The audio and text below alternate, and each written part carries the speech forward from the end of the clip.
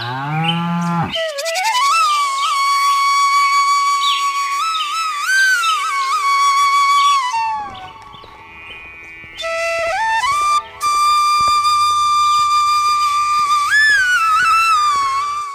कहानी है श्यामनगर नाम के एक गांव की, जहां मौसम में पूरी तरह बदलाव आ चुका था। सर्दियों के ठंडे दिन जा चुके थे और गर्मी ने अपने पैर पसार लिए थे। अब तापमान 30 डिग्री से 50 डिग्री तक पहुंच जाता था। इसी गांव में एक छोटा सा परिवार रहता था। उस परिवार में 2 भाई और बड़े भाई की पत्नी रहती थी। बड़ा भाई भीम और छोटा रघु और भीम की पत्नी रीमा एक छोटे से घर में रहते थे। भीम की तो शादी हो चुकी थी, लेकिन रघु अभी तक कुंवारा था। दोनों भाइयों का आपस में बहुत ज्यादा प्रेम था। भीम और रघु एक साथ खेती का काम किया करते थे और साथ मिलकर अपने परिवार का पालन पोषण किया करते थे। रघु, इस बार फसल तो बहुत अच्छी हुई है। इस बार गेहूं की फसल की पैदावार काफी अच्छी हुई है। इस बार तो काफी अच्छा मुनाफा होगा। हाँ भीम भैया, पिछले कुछ सालों से इस बार बहुत अच्छी फसल हुई है, लेकिन अब यह फसल पककर तैयार हो गई है। इसे अब काटना भी पड़ेगा और साथ में गांव वाले मौसम भी खराब बता रहे हैं। कोई बात नहीं रघु, हम कल से ही फसल की कटाई शुरू कर देते हैं। चलो भैया, अब हम घर चलते हैं। शाम होने वाली है और साथ में अंधेरा होने वाला है। ऐसा बोलकर दोनों भाई अपने घर की तरफ जाने लगते हैं और घर पहुंचकर, अरे भाग्यवान, लाओ, जल्दी से खाना लाओ, बहुत जोरों से भूख लगी है। ठीक है जी, मैं अभी आपको खाना परोसती हूँ। इसके बाद वे खाना खाते हैं और सो जाते हैं। मध्य रात्रि के चलते अचानक से मौसम में पूरी तरह बदलाव आ जाता है और बारिश का मौसम हो जाता है और बारिश शुरू हो जाती है। ये सब देखकर भीम और रघु की आंख खुल जाती है और वह बहुत ज्यादा परेशान हो जाते हैं, क्योंकि उनकी फसल पककर तैयार हो गई थी और इस भयंकर बारिश से उनकी फसल खराब हो जाएगी। अरे भैया, हमें जो डर था आखिर वही हो गया। देखो, आज यह बारिश हमारी पकी पकाई फसल को नष्ट कर देगी। हम तो पूरी तरह बर्बाद हो गए भैया। हाँ रघु, इस बारिश ने तो हमारी पूरी मेहनत पर पानी फेर दिया। इस बारिश ने तो हमारा सब कुछ लूट लिया है। भैया, अब हम क्या करेंगे और क्या खाएंगे? हमारा तो जीना भी मुश्किल हो जाएगा। ये बारिश तो हमारा काल बनकर आई है, जो पकी पकाई फसल नष्ट कर गई। धैर्य रखो रघु, शायद हमारी फसल नष्ट ना हो। चलो अब सो जाओ, सुबह देखेंगे। ऐसा बोलकर दोनों भाई सो जाते हैं, लेकिन उनको नींद नहीं आती है, क्योंकि काल की तरह मंडरा रहे बादल एक भयानक रूप ले रहे थे और साथ में उनका गर्जना मानो जैसे धीरे धीरे करके उनका सब कुछ नष्ट कर रहे हैं। फिर सुबह के समय बारिश बंद हो जाती है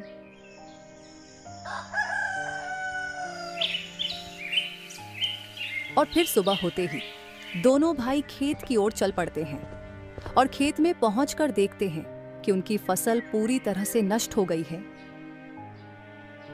अरे भैया देखो, जैसा हमने सोचा था बिल्कुल वैसा ही हुआ है। हमारी पकी पकाई फसल पूरी तरह से नष्ट हो गई है। हम तो बर्बाद हो गए भैया। रघु, इस बार हमारी फसल बहुत अच्छी हुई थी और इसी बार भगवान ने हमारे साथ ऐसा किया है। हमें जब बारिश की आवश्यकता होती है तब बारिश नहीं होती, लेकिन जब हमें बारिश से नुकसान होता है तब ये जरूर हो जाती है। किसानों के साथ हमेशा ऐसा ही होता है। कभी तो भगवान देते नहीं हैं और जब कभी दे देते हैं तो आखिर में वापस ले लेते हैं। हाँ भैया, इस बार तो हमें हाथों में देकर वापस छीन लिया है। अब हम इस फसल का क्या करें? यह तो अब किसी काम की नहीं रही है। इस बार इस बारिश से बहुत नुकसान हुआ है। सभी किसान बर्बाद हो गए। पहले तो ये गर्मी जान ले रही थी और अब जो कमी थी वो इस बारिश ने पूरी कर दी। इस प्रकार दोनों भाई आपस में बातचीत करते हैं और बारिश से बर्बाद हुई फसल को देखकर बहुत ज्यादा उदास हो जाते हैं और उदास मन से अपने घर की ओर चल पड़ते हैं।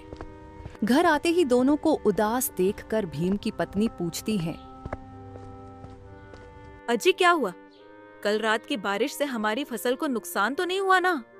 आप दोनों भाई इतने उदास क्यों हो? क्या बात है, मैंने सुना है गांव के किसानों को इस बारिश से बहुत नुकसान हुआ है। हाँ भाग्यवान, तुमने सही सुना है। इस बारिश से सारे किसानों की फसलें बर्बाद हो गई हैं और हमारी फसल भी पूरी तरह से नष्ट हो गई है। क्या हमारी भी फसल नष्ट हो गई? हे भगवान, ये कैसा जुल्म है आपका। आपने तो हमारी सारी खुशियां लूट ली। अरे भाभी जी, आप चिंता मत कीजिए, जो होना था वो हो गया। अब हमें धैर्य रखना चाहिए। भगवान चारों रास्ते कभी बंद नहीं करते, कोई न कोई एक रास्ता जरूर खुल जाएगा। हमारे एक की नहीं, सभी गांव वालों की फसल खराब हो गई है। देवर जी, हम किसान हैं, खेती करने के अलावा और कर भी क्या सकते हैं। हमारा तो ये पुश्तैनी काम है, इसके अलावा हम घर का खर्चा कैसे निकालेंगे? आप चिंता मत कीजिए, मुझे समोसे बनाने आते हैं तो मैं समोसे बनाकर उनको बेचा करूंगा। और भीम भैया, आप जमींदार हरिलाल से कुछ कर्ज ले लीजिए, जिनसे मैं समोसे का दुकान भी लगा लूंगा। और साथ में आप खेती कर लेना, जिनसे हमें दोगुना फायदा होगा। हाँ रघु, तुम्हारा ये विचार अच्छा है। मैं तुम्हारी इस राय से सहमत हूँ। मैं कल ही जमींदार जी से कर्ज ले आऊंगा और तुम समोसे बनाकर उनको बेचना और मैं दोबारा से खेती करूंगा। शायद अगली बार भगवान हमारे साथ अन्याय ना करे। इस प्रकार वे तीनों आपस में बातचीत करते हैं और रघु के विचार से उन्हें जीवन की एक नई किरण नजर आती है।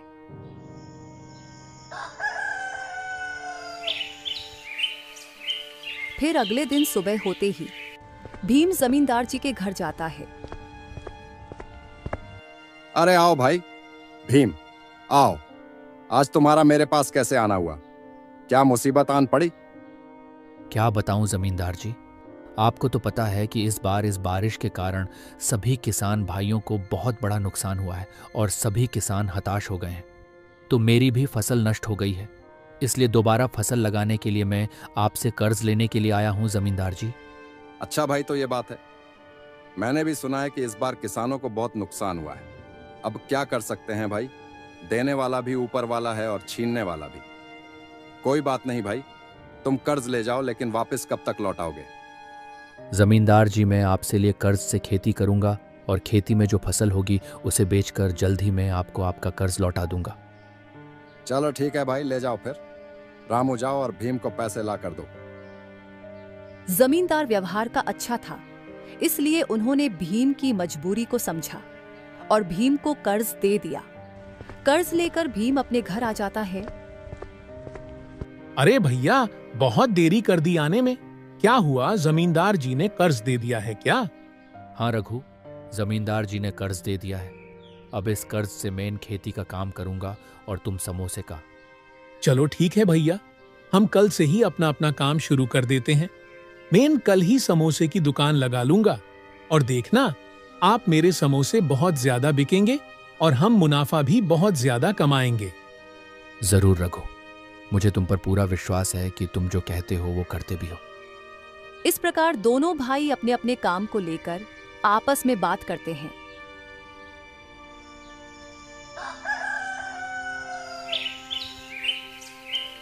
फिर अगले दिन सुबह होते ही रघु भी समोसे बेचने चला जाता है और इधर भीम भी खेतों की ओर चल पड़ता है।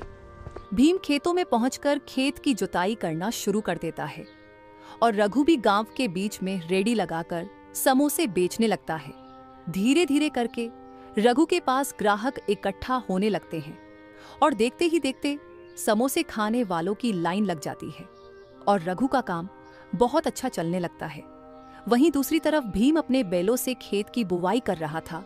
बुवाई करते करते भीम की थोड़ी थकान महसूस होती है और वह खेत में आराम करने के लिए लेट जाता है। लेटते ही भीम की आंख लग जाती है और उसे नींद आ जाती है।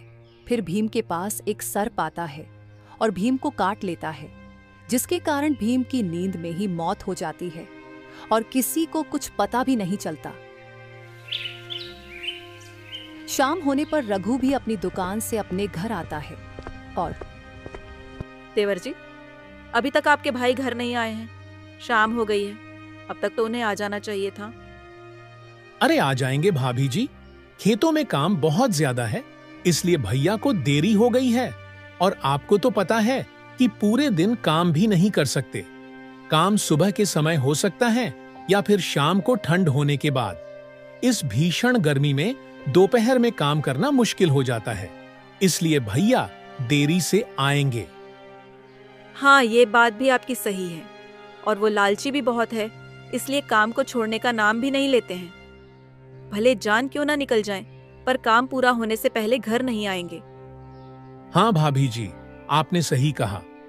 चलो ठीक है भाभी जी, जब तक भैया घर आते हैं तब तक आप खाना बना लो। आज पूरे दिन काम करने के बाद बहुत जोरों से भूख लगी है।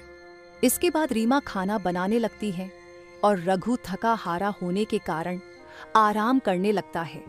फिर अंधेरा हो जाता है, लेकिन भीम अभी तक घर नहीं आता है, तो रीमा को बहुत ज्यादा चिंता सताने लगती है और वह रघु को बोलती है, अरे देवर जी, अभी तक तो आपके भैया को आ जाना चाहिए था। रात भी गहरी होने वाली है और अभी तक नहीं आए हैं। मुझे तो कुछ भी अच्छा नहीं लग रहा है। आप खेतों में जाइए और देख कर आइए कि आपके भैया अभी तक आए क्यों नहीं। ठीक है भाभी जी, मैं अभी खेतों की तरफ जाता हूँ।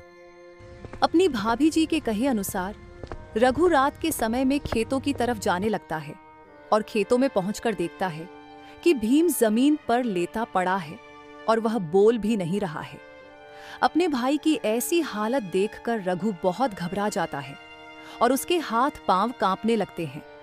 फिर वह देखता है कि उसके भाई की मृत्यु हो गई है और ऐसा माहौल देखकर उसके पैरों तले जमीन खिसक जाती है और वह कुछ गांव वालों की मदद से अपने भाई को किसी तरह घर ले आता है। घर लाते ही रीमा को कुछ समझ नहीं आता है और वह कुछ समझ पाती। इतने में उसे भी यह मालूम हो जाता है कि उसके पति अब इस दुनिया में नहीं रहे, सांप के काटने से उनकी मौत हो गई है। फिर वह जोर जोर से रोने और चिल्लाने लगती है। पूरे गांव में दुख का माहौल हो जाता है, लोगों पर मायूसी छा जाती है और रीमा इतना बड़ा सदमा सहन नहीं कर पाती है और रो रोकर उसकी हालत बहुत ज्यादा खराब हो जाती है। रघु और रीमा अपने भाई के जिए छम में बहुत रोते हैं और अपना होश गंवा देते हैं। फिर कुछ दिन बाद वे दोनों इस सदमे से बाहर आते हैं और अपने घर के बारे में और अपने बारे में सोचते हैं, क्योंकि अब उनके घर चलाने के तोड़े होने वाले थे। भाभी जी, मुझे पता है कि आपके दिल पर क्या बीत रही है, लेकिन भगवान को जो मंजूर था वो तो हो गया। अब हमें आगे की जिंदगी भी जैसे तैसे करके जीनी तो पड़ेगी। किसी तरह भी हमें हमारे पहले के दिन भुलाने पड़ेंगे और आगे बढ़ना पड़ेगा, क्योंकि भैया तो हमें छोड़कर चले गए हैं। अब उनका अधूरा काम हमें मिलकर पूरा करना होगा। अब हमें खेती भी करनी होगी और अपनी दुकान भी संभालनी है, क्योंकि हमने कर्ज लिया है, उनको भी चुकाना होगा। हाँ देवर जी, आप बोल तो सही रहे हो, लेकिन ये जितना कहना आसान है, लेकिन भूलना बहुत मुश्किल है। आपके भैया ने तो हमारे साथ बहुत बड़ा धोखा किया है, जो हमें अकेला छोड़कर चले गए। भाभी जी, मुझे अब खेतों में भी काम करना होगा और साथ में शाम को दुकान संभाला करूंगा और आप घर पे रहना और घर का काम कर लेना। ठीक है जी, आप अपना काम संभालिए, मैं आपका पूरा सहयोग करूंगी। अब जो करना है वो आपको ही करना होगा। अब उनके सारे सपने आपको ही पूरे करने होंगे। आप अब समोसे की दुकान भी संभाल लेना और खेती भी संभाल लेना, और मैं घर का काम संभाल लूंगी। अब घर की जिम्मेदारी आपके कंधों पर है। इसके बाद रघु खेतों में काम करने लगता है और खेतों की बुवाई करने लगता है। रघु पूरे दिन खेतों में काम करता है और अपनी एक अच्छी फसल की उपज कर लेता है। रघु अकेला होने के कारण खेती करना मुश्किल हो रहा था। वह दिन में खेतों में काम करता और शाम को खेत से जल्दी आकर अपनी समोसे की दुकान संभालता और समोसे बेचता। इस तरह उनकी जिंदगी ऐसी ही बन जाती है, दिन में खेतों में काम करना और शाम को दुकान का काम करना। उनका काम बहुत अच्छे से चलने लगा और अपने भाई का सपना पूरा कर दिया। अब उनको मुनाफा भी अधिक होने लगा और जमींदार का कर्ज भी वापस लौटा दिया। अब वो दोनों खुशी खुशी अपना जीवन यापन करने लगे। फिर भी उन्हें अपने भैया का गम हमेशा रहता था। वो दोनों अभी तक भी इस सदमे से गुजर रहे थे, लेकिन उनके पास अब कोई दूसरा चारा नहीं था। इसीलिए उन्होंने अपने काम में ध्यान दे दिया और आगे की अपनी जिंदगी जीने लगे।